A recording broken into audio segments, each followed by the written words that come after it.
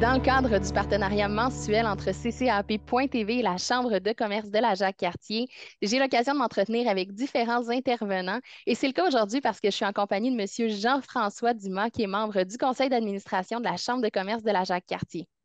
Monsieur Dumas, le 1er juin dernier, là, vous avez participé à une activité qui est la grande tournée manufacturière qui avait lieu à Entourage sur le lac, à Lac-Beauport. D'abord, là, c'est organisé par la Fédération des chambres, la Fédération, pardon, des chambres de commerce du Québec. Qu'est-ce que c'est cette activité-là?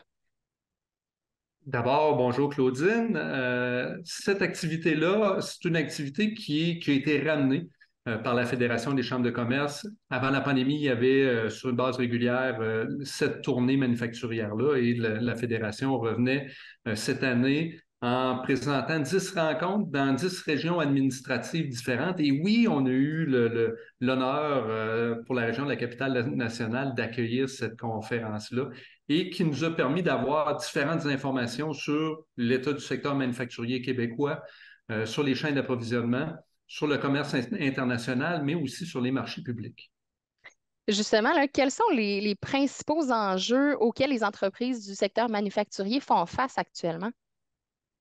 On a entendu beaucoup parler au cours des derniers mois, dernières années au niveau pénurie de main-d'œuvre, premier grand enjeu.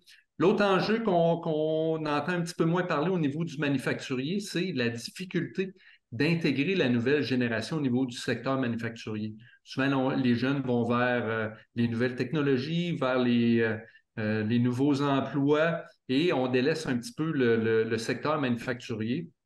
Il y aura aussi un travail à faire au niveau des entreprises pour intégrer tout ce qui est les nouvelles tendances autour de l'industrie 5.0.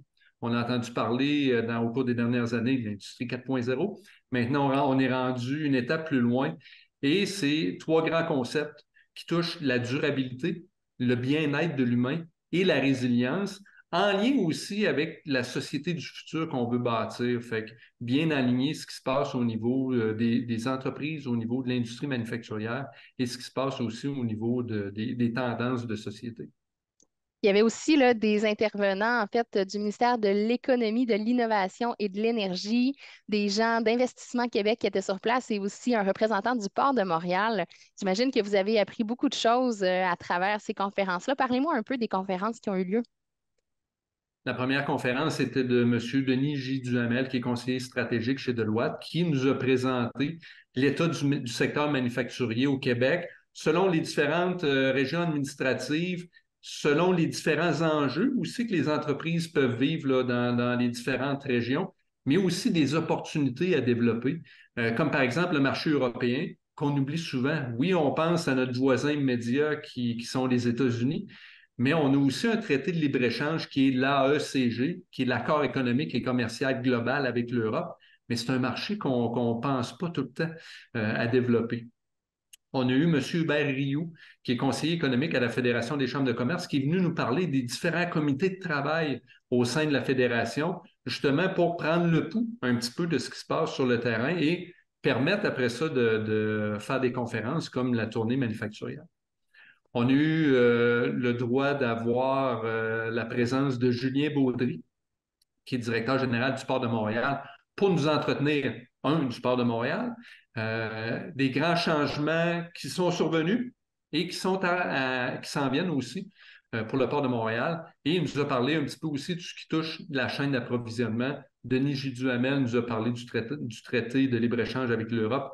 Monsieur Baudry aussi nous en a parlé parce que le Port de Montréal est vraiment proche de l'Europe. Fait qu'il y a beaucoup de transitions qui se fait par le Port de Montréal.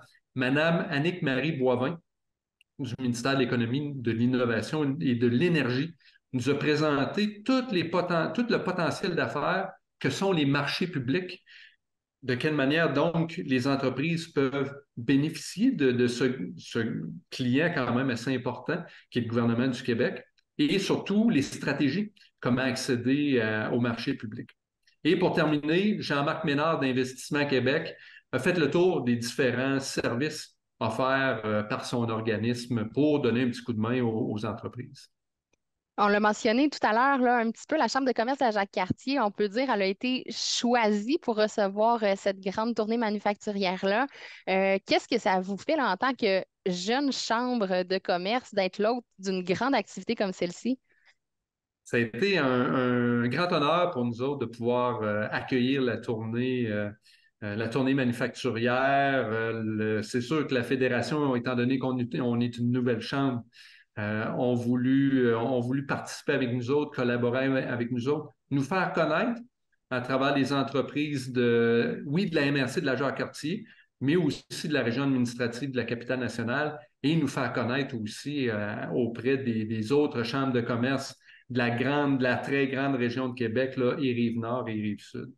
Monsieur Dumas, merci beaucoup. On invite les gens à visiter votre site web, le www.ccjacquescartier.com pour obtenir une foule d'informations et une foule d'outils sur le monde entrepreneurial. Merci beaucoup. Merci, Claudine.